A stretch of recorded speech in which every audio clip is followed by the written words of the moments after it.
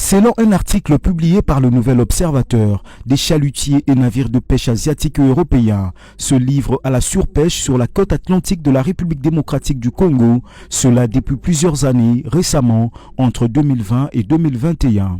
Dans cet article, l'organisation non gouvernementale Terre Verte s'interroge si les autorités de la RDC sont même au courant de ce pillage de richesses halieutiques au large de la côte de Mwanda.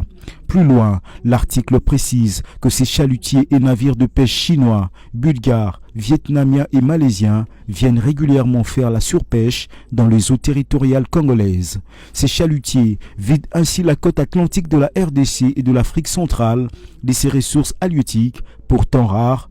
On y trouve notamment des espèces telles que les tortues marines, de requins pèlerins, des crevettes, de calmars, de requins marteaux, ainsi qu'une variété des poissons.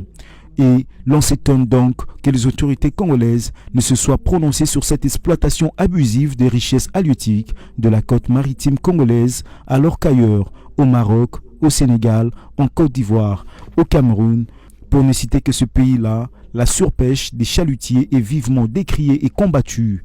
Une interpellation donc pour les autorités congolaises, au moment où le peuple congolais se trouve obligé de consommer des poissons importés et autres surgelés, nuisibles à la santé. Ce sont des étrangers qui se livrent pourtant à la surpêche sur les côtes de Mwanda, alors que le pays n'a même pas un seul bateau de pêche pour donner du poisson frais aux Congolais.